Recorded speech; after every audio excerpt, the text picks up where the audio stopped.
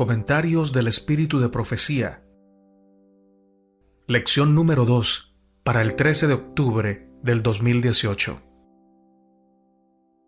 La lección para esta semana nos sugiere leer estos pasajes del Espíritu de Profecía.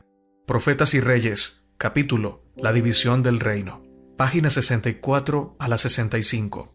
Hablando acerca del rey Roboán, el Espíritu de Profecía dice lo siguiente: a pesar de ser por naturaleza de una voluntad fuerte y egoísta, lleno de fe en sí mismo y propenso a la idolatría, si hubiese puesto toda su confianza en Dios, habría adquirido fuerza de carácter, fe constante y sumisión a los requerimientos divinos. Pero con el transcurso del tiempo, el rey puso su confianza en el poder de su cargo y en las fortalezas que había creado. Poco a poco fue cediendo a las debilidades que había heredado, hasta poner su influencia por completo del lado de la idolatría. En el segundo libro de Crónicas, capítulo 12, verso 1, nos dice: y como Roboán hubo confirmado el reino, dejó la ley de Jehová, y con él todo Israel. Cuán tristes y rebosantes de significado son las palabras, y con él todo Israel. El pueblo al cual Dios había escogido para que se destacase como luz de las naciones circundantes, se apartaba de la fuente de su fuerza y procuraba ser como las naciones que le rodeaban. Así como con Salomón, sucedió con Roboán. La influencia del mal ejemplo extravió a muchos, y lo mismo sucede hoy en mayor o menor grado con todo aquel que se dedica a hacer el mal. No se limita al tal la influencia del mal proceder. Nadie vive para sí, nadie perece solo en su iniquidad. Toda vida es una luz que alumbra y alegra la senda ajena, o una influencia sombría y desoladora que lleva hacia la desesperación y la ruina.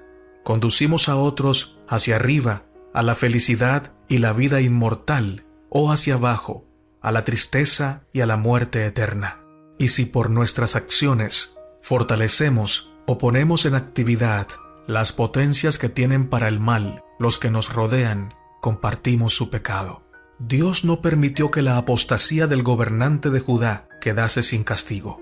En el 5º año del rey Roboán, subió Sisac, rey de Egipto, contra Jerusalén, por cuanto se habían rebelado contra Jehová, con 1,200 carros y con 60,000 hombres de a caballo, mas el pueblo que venía con él de Egipto no tenía número, y tomó las ciudades fuertes de Judá y llegó hasta Jerusalén. Entonces vino Semaías profeta a Roboán y a los príncipes de Judá que estaban reunidos en Jerusalén por causa de Sisac, y les dijo: así ha dicho Jehová, vosotros me habéis dejado, y yo también os he dejado en manos de Sisac. Segundo libro de Crónicas 12, 2 al 5. El pueblo no había llegado todavía a tales extremos de apostasía que despreciase los juicios de Dios. En las pérdidas ocasionadas por la invasión de Sisac, reconoció la mano de Dios, y por un tiempo se humilló. Declaró: justo es Jehová. Y como vio Jehová que se habían humillado, fue palabra de Jehová a Semaías, diciendo: hanse humillado, no los destruiré, antes los salvaré en breve, y no se derramará mi ira contra Jerusalén por mano de Sisac. Empero serán sus siervos, para que sepan que es servirme a mí y servir a los reinos de las naciones. Subió pues Sisac, rey de Egipto, a Jerusalén, y tomó los tesoros de la casa de Jehová, y los tesoros de la casa del rey, y tomó los paveses de oro que Salomón había hecho, y en lugar de ellos hizo el rey Roboán paveses de metal, y los entregó en manos de los jefes de la guardia, los cuales custodiaban la entrada de la casa del rey. Y como él se humilló, la ira de Jehová se apartó de él, para no destruirlo del todo, y también en Judá las cosas fueron bien. Segundo libro de Crónicas 12, 6 al 12. Pero cuando cesó la aflicción y la nación volvió a prosperar, muchos olvidaron sus temores y cayeron de nuevo en la idolatría. Entre ellos se encontraba el rey Roboán mismo. Aunque humillado por la calamidad que había caído sobre él, no hizo de ella un punto de retorno decisivo en su vida. Olvidando la lección que Dios había procurado enseñarle, volvió a caer en los pecados que habían traído castigos sobre la nación. Después de algunos años sin gloria, durante los cuales el rey hizo lo malo porque no apercibió su corazón para buscar a Jehová. Durmió Roboam con sus padres, y fue sepultado en la ciudad de David, y reinó en su lugar Abías su hijo. Segundo libro de Crónicas, capítulo 12, versos 14 y 16. Con la división del reino, al principio del reinado de Roboam, la gloria de Israel empezó a desvanecerse, y nunca se recobró plenamente. A veces durante los siglos que siguieron, el trono de David fue ocupado por hombres dotados de valor moral y previsión, y bajo la dirección de estos soberanos, las bendiciones que descendían sobre los hombres de Judá se extendían a las naciones circundantes. A veces el nombre de Jehová quedaba exaltado sobre todos los dioses falsos, y su ley era reverenciada. De vez en cuando se levantaban profetas poderosos para fortalecer las manos de los gobernantes y alentar al pueblo a mantenerse fiel. Pero las semillas del mal que ya estaban brotando cuando Roboam ascendió al trono no fueron nunca desarraigadas por completo, y hubo momentos cuando el pueblo que una vez fuera favorecido por Dios cayó tan bajo que llegó a ser escarnio entre los paganos. Sin embargo, a pesar de la perversidad de aquellos que se inclinaban a las prácticas idólatras, Dios estaba dispuesto en su misericordia a hacer cuanto estaba en su poder para salvar de la ruina completa al reino dividido.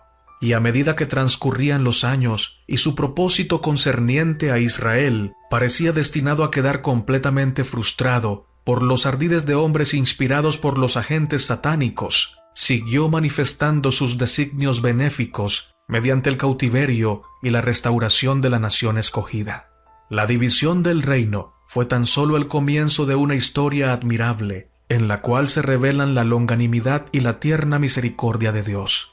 Desde el crisol de aflicción por el cual debían pasar, por causa de sus tendencias al mal, hereditarias y cultivadas, aquellos a quienes Dios estaba tratando de purificar para sí como pueblo propio, celoso para las buenas obras, iban a reconocer finalmente: no hay semejante a ti, oh Jehová, grande tú y grande tu nombre en fortaleza. ¿Quién no te temerá, oh Rey de las gentes?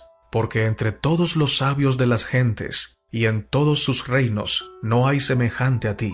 Mas Jehová Dios es la verdad, Él es Dios vivo y Rey eterno. Jeremías 10, versos 6, 7 y 10. La lección número 2, para el 13 de octubre del 2018, nos sugiere leer también Los Hechos de los Apóstoles, página 241 a la 248, capítulo llamado Amonestación y súplica. Por causa del tiempo, no podremos presentar todo el pasaje. Hemos hecho una selección de textos de este capítulo escrito por la hermana de Huay. Dice: la primera epístola a la iglesia de Corinto fue escrita por el apóstol Pablo durante la última parte de su estadía en Éfeso. Por nadie había sentido el más profundo interés o realizado más incansables esfuerzos que por los creyentes de Corinto. Por 1 año y medio había trabajado entre ellos, señalándoles un Salvador crucificado y resucitado como el único medio de salvación, e instándolos a confiar implícitamente en el poder transformador de su gracia. Antes de aceptar en la comunión de la iglesia a los que profesaban el cristianismo, había tenido cuidado de darles instrucción especial en cuanto a los privilegios y deberes del creyente cristiano, y se había esforzado fervorosamente por ayudarles a ser fieles a sus votos bautismales. Pablo tenía un agudo sentido del conflicto que toda alma debía sostener con los agentes del mal que tratan continuamente de engañar y entrampar, y había trabajado incansablemente por fortalecer y confirmar a los nuevos en la fe. Les había rogado que se entregaran completamente a Dios, porque sabía que cuando el alma no hace esta entrega, no abandona el pecado, los apetitos y pasiones todavía luchan por el dominio, y las tentaciones confunden la conciencia. La entrega debe ser completa. Toda alma débil que, rodeada de dudas y luchas, se entrega completamente al Señor, se coloca en contacto directo con agentes que la capacitan para vencer. El cielo está cerca de ella y tienen el sostén y la ayuda de los ángeles misericordiosos en todo tiempo de prueba y necesidad. Los miembros de la iglesia de Corinto estaban rodeados de idolatría y sensualidad en la forma más seductora. Mientras el apóstol estaba con ellos, estas influencias no habían tenido sino poco poder sobre ellos. La firme fe de Pablo, sus fervientes oraciones y ardientes palabras de instrucción, y sobre todo, su vida piadosa, les habían ayudado a negarse a sí mismos por amor a Cristo antes que gozar los placeres del pecado. Después de la partida de Pablo, sin embargo, surgieron condiciones desfavorables. La cizaña que había sido sembrada por el enemigo apareció entre el trigo, y antes de mucho comenzó a producir su mal fruto. Ese fue un tiempo de severa prueba para la iglesia de Corinto. El apóstol no estaba más con ellos para avivar su celo y ayudarles en sus esfuerzos por vivir en armonía con Dios. Y poco a poco, muchos llegaron a ser descuidados e indiferentes, y permitieron que los gustos y las inclinaciones naturales los dominaran. El que tan a menudo los había instado a alcanzar altos ideales de pureza y justicia, no estaba más con ellos, y no pocos de los que, al convertirse, habían abandonado sus malos hábitos, volvieron a los degradantes pecados del paganismo. Pablo había escrito brevemente a la iglesia y los había amonestado a no asociarse con los miembros que persistieran en la disolución.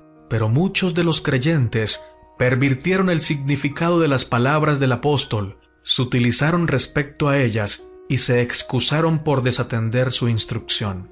La iglesia le envió a Pablo una carta en la que pedían consejo respecto a varios asuntos, pero no decía nada de los graves pecados que existían entre ellos. Sin embargo, el Espíritu Santo impresionó fuertemente al apóstol en el sentido de que se le ocultaba la verdadera condición de la iglesia, y con esa carta se intentaba arrancarle declaraciones que los que la habían escrito pudieran interpretar de modo que sirvieran a sus propósitos personales. Por entonces llegaron a Éfeso algunos miembros de la casa de Cloé, familia cristiana de excelente reputación en Corinto. Pablo les preguntó en cuanto al estado de las cosas, y ellos le dijeron que la iglesia estaba desgarrada por divisiones. Las disensiones que habían prevalecido en el tiempo de la visita de Apolos habían aumentado. Algunos falsos maestros estaban induciendo a los miembros a despreciar las instrucciones de Pablo. Las doctrinas y los ritos del Evangelio habían sido pervertidos. El orgullo, la idolatría y la sensualidad estaban creciendo constantemente entre aquellos que habían sido una vez celosos en la vida cristiana. Cuando se le presentó este cuadro, Pablo vio que sus peores temores se realizaban con creces, pero no por eso dio rienda suelta al pensamiento de que su trabajo había sido un fracaso. Con angustia del corazón y con muchas lágrimas, pidió consejo a Dios.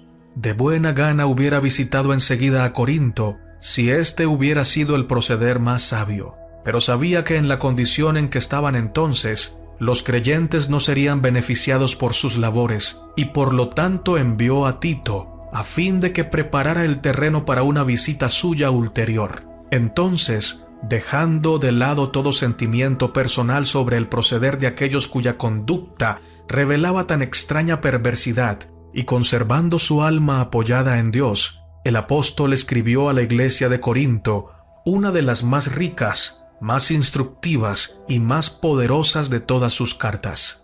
Con notable claridad procedió a contestar las diversas preguntas que le hizo la iglesia y a sentar principios generales que, si los seguían, los conducirían a un plano espiritual más elevado. Ellos estaban en peligro y él no podía soportar el pensamiento de que dejara de alcanzar sus corazones en ese tiempo crítico. Les advirtió fielmente de sus peligros y los reprendió por sus pecados.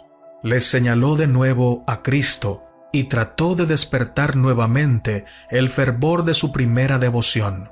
El gran amor del apóstol a los creyentes corintios se reveló en su tierno saludo a la iglesia. Se refirió a lo que habían experimentado al volverse de la idolatría al culto y servicio del Dios verdadero. Les recordó los dones del Espíritu Santo que habían recibido y les mostró que era privilegio de ellos progresar continuamente en la vida cristiana hasta alcanzar la pureza y la santidad de Cristo. En todas las cosas sois enriquecidos en Él, escribió, en toda lengua y en toda ciencia, así como el testimonio de Cristo ha sido confirmado en vosotros, de tal manera que nada os falte en ningún don, esperando la manifestación de nuestro Señor Jesucristo, el cual también os confirmará hasta el fin. para que seáis sin falta en el día de nuestro Señor Jesucristo. Pablo habló francamente de las disensiones que se habían levantado en la iglesia de Corinto y exhortó a los miembros a dejar las contiendas. Os ruego pues, hermanos, escribió,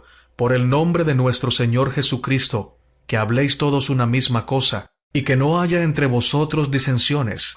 Antes seáis perfectamente unidos en una misma mente y en un mismo parecer. El apóstol bosquejó francamente el resultado de volver de la vida de pureza y santidad a las prácticas corruptas del paganismo. No erréis, escribió, que ni los fornicarios, ni los idólatras, ni los adúlteros, ni los ladrones, ni los ávaros, ni los borrachos, ni los maldicientes, ni los robadores heredarán el reino de Dios. Les suplicó que dominaran las bajas pasiones y apetitos. ¿O ignoráis que vuestro cuerpo es templo del Espíritu Santo? Les preguntó, el cual está en vosotros, el cual tenéis de Dios. Aunque Pablo poseía elevadas facultades intelectuales, su vida revelaba el poder de una sabiduría aún menos común, que le daba rapidez de discernimiento y simpatía de corazón, y le ponía en estrecha comunión con otros, capacitándolo para despertar su mejor naturaleza e inspirarlos a luchar por una vida más elevada. Su corazón estaba lleno de ardiente amor por los creyentes corintios. Anhelaba verlos revelar una piedad interior que los fortaleciera contra la tentación. Sabía que a cada paso del camino cristiano se les opondría la sinagoga de Satanás y que tendrían que empeñarse diariamente en conflictos. Tendrían que guardarse contra el acercamiento furtivo del enemigo, rechazar los viejos hábitos e inclinaciones naturales y velar siempre en oración. Pablo sabía que las más valiosas conquistas cristianas pueden obtenerse solamente mediante mucha oración y constante vigilia, y trató de inculcar esto en sus mentes. Pero sabía también que en Cristo crucificado se les ofrecía un poder suficiente para convertir el alma y divinamente adaptado para permitirles resistir todas las tentaciones al mal. Con la fe en Dios como su armadura y con su palabra como su arma de guerra, serían provistos de un poder interior que los capacitaría para desviar los ataques del enemigo. Los creyentes corintios necesitaban una experiencia más profunda en las cosas de Dios. No sabían plenamente lo que significaba contemplar su gloria y ser cambiados de carácter en carácter. No habían visto sino los primeros rayos de la aurora de esa gloria. El deseo de Pablo para con ellos era que pudieran ser henchidos con toda la plenitud de Dios, que prosiguieran conociendo a aquel cuya salida se prepara como la mañana, y continuarían aprendiendo de él hasta que llegaran a la plenitud del mediodía de una perfecta fe evangélica.